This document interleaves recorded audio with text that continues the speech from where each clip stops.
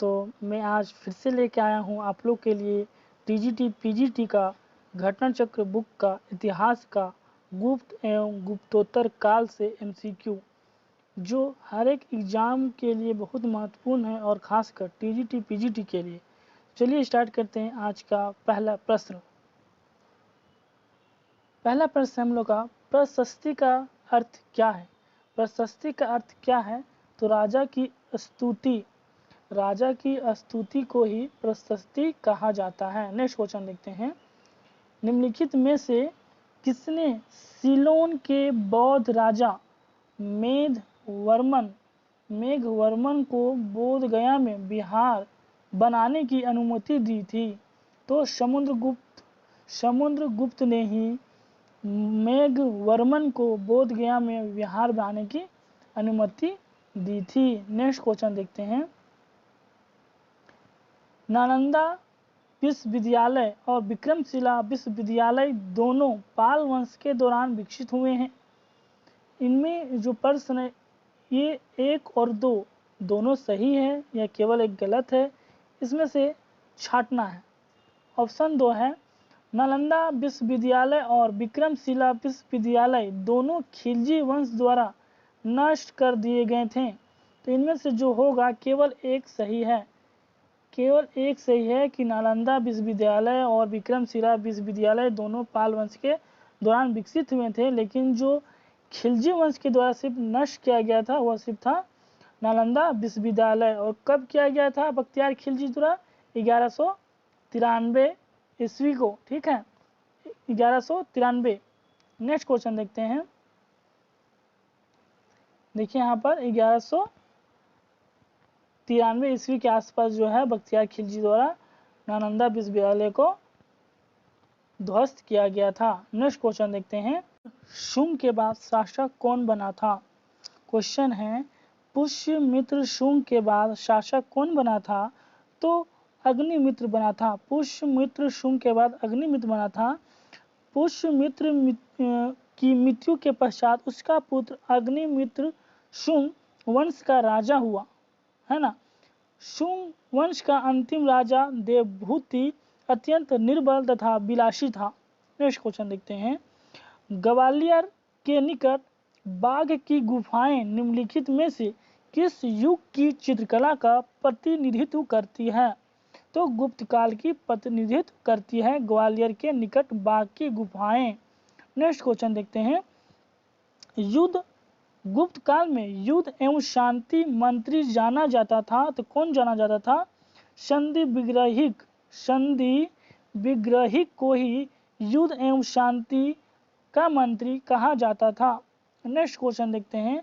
निम्नलिखित में कौन गुप्त शासक ने अश्वमेध यज्ञ संपादित कराया था?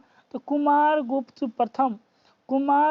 प्रथम ने ही अश्वमेध यज्ञ संपादित कराया था और कुमारगुप्त प्रथम ने ही नालंदा विश्वविद्यालय का भी स्थापना करवाया था। नेक्स्ट क्वेश्चन देखते हैं।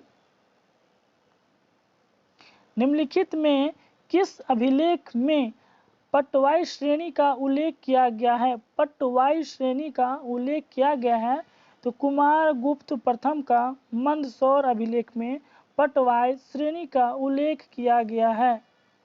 नेक्स्ट क्वेश्चन देखते हैं। निम्नलिखित में किस स्रोत में मिहिर कुल की एक शैतान के अवतार के रूप में पहचान की गई है? तो चीनी स्रोत के अनुसार मिहिर कुल की एक शैतान के अवतार के रूप में पहचान की गई है। नेक्स्ट क्वेश्चन देखते हैं। आशवपाई दृश्य निम्नलिखित की कला में चित्रित पाए गए हैं, तो क्या पाए गए? मथुरा में जो है आशवपाई दृश्य पाए गए हैं। मथुरा कला में आशवपाई दृश्य चित्रित पाए गए हैं। मथुरा कला की मूर्ति के प्रथम दर्शन और उसकी पहचान सन 1836 में की गई थी। नेक्स्ट क्वेश्चन देखते हैं।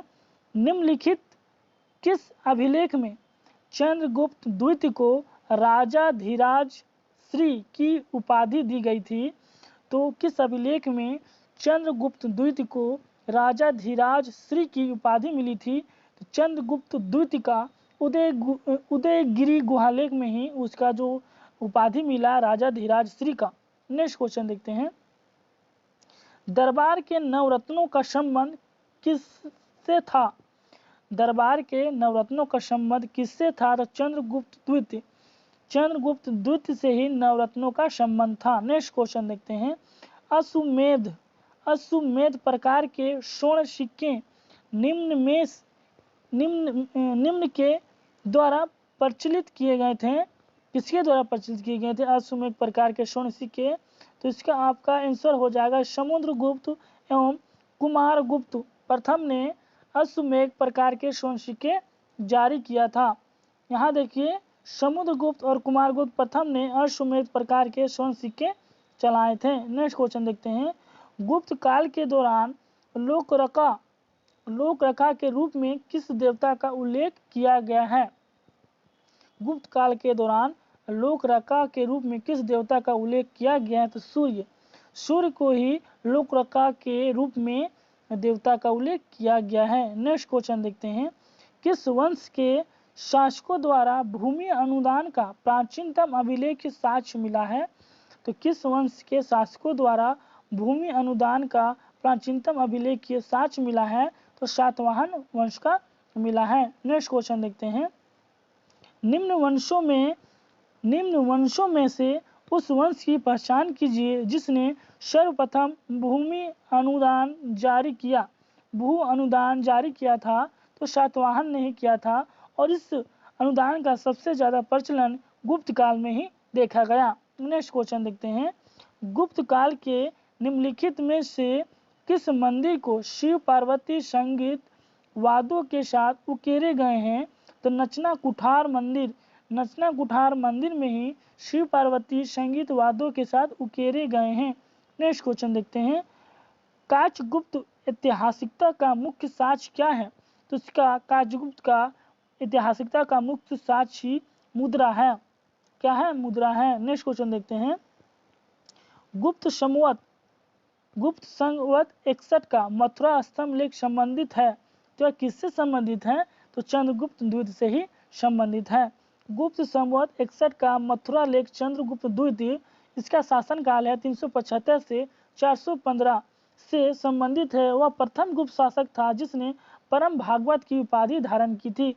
तो परम भागवत की उपाधि सबसे पहले किसने धारण की थी?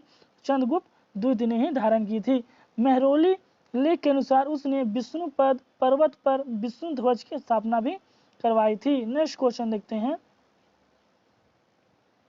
गुप्त युगीन ब्राह्मी अभिलेख से युक्त जैन प्रतिमाएं मिली।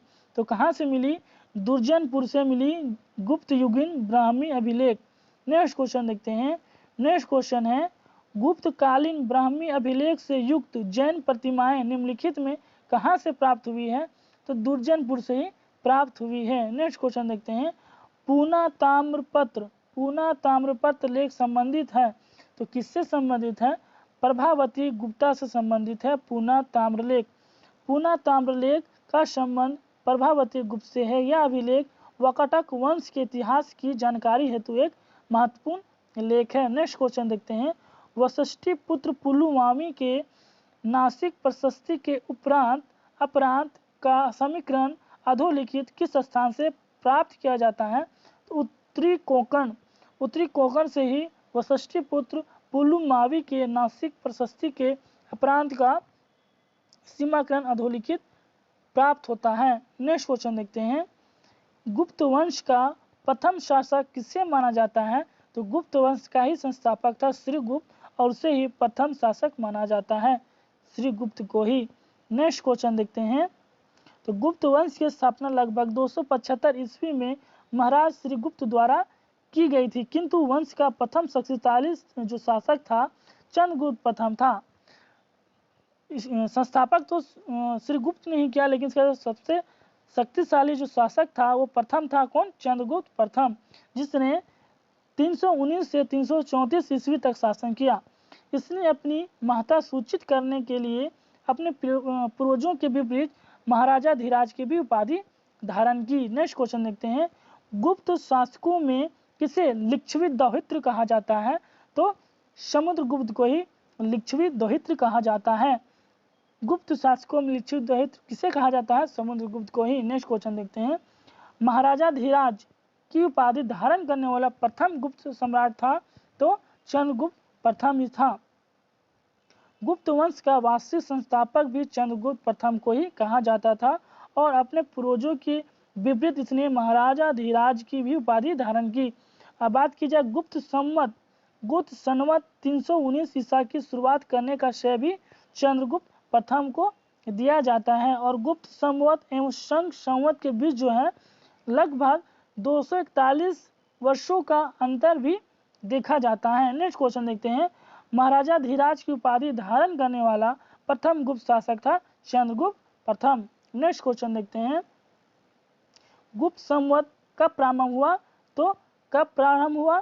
319 ईस्वी में प्रारंभ हुआ। नेक्स्ट क्वेश्चन देखते हैं, गुप्त संवत 319-20 को प्रारंभ करने का श्रेय किसे माना जाता है? तो चंद्रगुप्त प्रथम को ही माना जाता है। नेक्स्ट क्वेश्चन देखते हैं, निम्नलिखित में से किस गुप्त शासक ने सर्वप्रथम सिक्के जारी किए? तो गुप्त शासक कौन था जिसने सिक्के जारी किया? तो चंद्रगुप्त प्रथम ही था। नेक्स्ट क्वेश्चन देखते हैं, निम्नलिखित में से कौन प्रथम गुप्त शासक था जिसने स्वर्ण के सिक्के जारी किए? तो सोने के सिक्के जारी किए वो चंद्रगुप्त प्रथम ही था।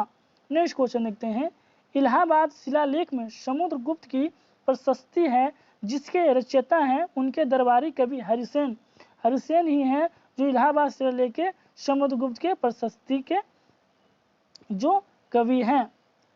नेक्स्ट क्वेश्चन देखते हैं, समुद्रगुप्त की इलाहाबाद प्रशस्ति की रचना किसने की? तो हरिसेन ने की। इलाहाबाद प्रशस्ति की रचना किसने की? तो हरिसेन ने की। नेक्स्ट क्वेश्चन देखते हैं, प्रयाग प्रशस्ति किसने लिखा? तो प्रयाग प्रशस्ति के लेखक है कौन? हरिसेन। नेक्स्ट क्वेश्चन, प्रयाग प्रशस्ति के लेखक कौन है? हरिसेन। नेक्स्ट क्वेश्चन देखते हैं, इलाहाबाद स्तंभ लेख प्रयाग प्रशस्ति के रचयिता थे तो कौन थे? हरिसेन ही थे। नेक्स्ट क्वेश्चन देखते हैं, प्रयाग प्रशस्ति का कोट्टर स्थान अधोलिखित किस स्थान से समीकृत किया गया है? तो किस स्थान से किया गया है?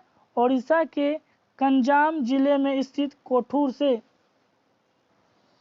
उड़ीसा के गंजाम जिले में स्थित कोठूर से। नेक्स्ट क्वेश्चन देखते हैं,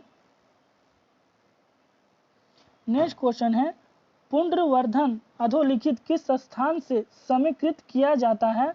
पुंड्रवर्धन अधोलिखित किस स्थान से समीकृत किया जाता है? उत्तरी बंगाल से किया जाता है। गुप्त शासक कुमारगुप्त प्रथम का शासनकाल उत्तरी बंगाल में पुंड्रवर्धन नामक गुप्तों का एक प्रदेश था। तो आधुनिक बांग्लादेश के दिनाजपुर जिले में स्थित दामोदरपुर से उसका ताम्रपत्र मिलता है। नेक्स्ट क्वेश्चन देखते हैं, भारत का नेपोलियन किसे कहा जाता है? तो भारत का नेपोलियन किसे कहा जाता है? समुद्रगुप्त को कहा जाता है। भारत का नेपोलियन समुद्रगुप्त को कहा जाता है। नेक्स्ट क्वेश्चन देखते हैं, और समुद्रगुप्त को भारत का नेपोलियन किसने कहा? तो विंसेंट स्मिथ ने ही भारत का नेपोलियन समुद्रगुप्त को कहा। गुप्त काल का स्वर्ग युग माना जाता है। गुप्त काल को स्वर्ण युग माना जाता है। चंद्रगुप्त द्वितीय को विक्रमांक या विक्रमादित्य भी कहा जाता है। नेक्स्ट क्वेश्चन देखते हैं, भारत में नेपोलियन किसकी उपाधि है? तो समुद्रगुप्त की ही उपाधि है। नेक्स्ट क्वेश्चन देखते हैं, किसने समुद्रगुप्त को भारत का नेपोलियन कहा? तो डॉक्टर B.A. स्मिथ ने समुद्रगुप्त को भारत का नेपोलियन कहा। नेक्स्ट क्वेश्चन देखते हैं, भारत का नेपोलियन किसे कहा जाता है? तो समुद्रगुप्त को कहा जाता है। नेक्स्ट क्वेश्चन, निम्न में से कौन सा सम्राट एक कुशल संगीतज्ञ भी था? तो समुद्रगुप्त को कहा जाता है। नेक्स्ट क्वेश्चन देखते हैं, इंपॉर्टेंट देखते हैं, समुद्रगुप्त कवि संगीतीय तथा विद्या का संरक्षण था। उसे कविराज की उपाधि भी मिली थी और इलाहाबाद के स्तंभ लेख में समुद्रगुप्त की उपाधि धर्म प्रचार बंधु का उल्लेख मिलता है। समुद्रगुप्त ने महान बौद्ध भिक्षु वसुबंधु को संरक्षण दिया था। नेक्स्ट क्वेश्चन देखते हैं, समुद्रगुप्त के समय कांची का राजा कौन था? समुद्रगुप्त के समय कांची का राजा कौन था? तो विष्णुगुप्त था। समुद्रगुप्त के समय कांची के राजा विष्णुगुप्त था। नेक्स्ट क्वेश्चन देखते हैं, समुद्रगुप्त के शासन काल के समय कांची का शासक कौन था? तो विष्णुगुप्त था। समुद्रगुप्त के शासन काल के समय कांची का शासक विष्णुगुप्त था। नेक्स्ट क्वेश्चन देखते हैं, समुद्रगुप्त के समय कांची का राजा कौन था? क्वेश्चन रिपीट हो रहा है दोस्तों, देखिए तो इसका सही आंसर होगा विष्णुगुप्त था। नेक्स्ट क्वेश्चन देखते हैं, प्रथम गुप्त शासक जिसने परम भागवत की उपाधि धारण की थी वह था चंद्रगुप्त द्वितीय। चंद्रगुप्त द्वितीय ने ही परम भागवत की उपाधि धारण की थी।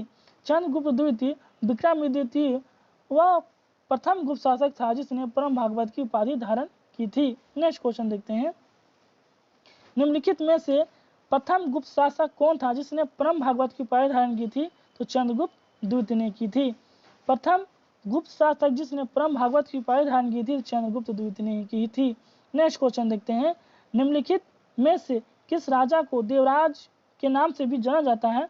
तो चंद्रगुप्त विक्रमादित्य को या चंद्रगुप्त द्वितीय को ये देवराज की उपाधि से जाना जाता है। नेक्स्ट क्वेश्चन देखते हैं,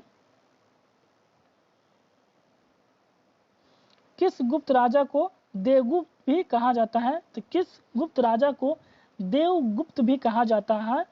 तो चंद्रगुप्त द्वितीय को भी देवगुप्त कहा जाता था। नेक्स्ट क्वेश्चन देखते हैं, निम्न में से किस शासक का एक अन्य नाम देवराज भी था? देवराज भी था तो चंद्रगुप्त द्वितीय या विक्रमादित्य का भी दूसरा नाम देवराज था। नेक्स्ट क्वेश्चन देखते हैं, चंद्रगुप्त द्वितीय ने विक्रमादित्य की उपाधि कब धारण की? तो शकों के उन्मूलन के बाद, शकों के आक्रमण के बाद और उसे पराजित करने के बाद जो विक्रमादित्य की उपाधि धारण की थी। नेक्स्ट क्वेश्चन देखते हैं, गुप्त शासकों में किसने विक्रमादित्य की उपाधि धारण की? तो चंद्रगुप्त द्वितीय ने ही की। नेक्स्ट क्वेश्चन देखते हैं, चंद्रगुप्त द्वितीय विक्रमादित्य के किस एक राजवंश के व्यवहारिक संबंध नहीं स्थापित किया था? तो लिच्छवी राजवंश। चंद्रगुप्त द्वितीय विक्रमादित्य ने किस एक राजवंश से वैवाहिक संबंध स्थापित नहीं किया था? तो लिच्छवी राजवंश के साथ नहीं किया था। वीडियो अच्छा लगे तो दोस्तों लाइक कीजिए, कमेंट कीजिए और जो मेरे चैनल को अभी तक सब्सक्राइब नहीं किए हों सब्सक्राइब कर दीजिए। Thank you. ये वीडियो लंबा काफ़ी हो जाता है इसलिए मैं इस वीडियो को पार्ट बाय पार्ट करके लाया हूँ। यह प्रथम पार्ट है और इनकी जितने भी क्वेश्चन बाकी है मैं से अगले पार्ट में पूरा करने का प्रयास करूँगा। आज के लिए थैंक यू।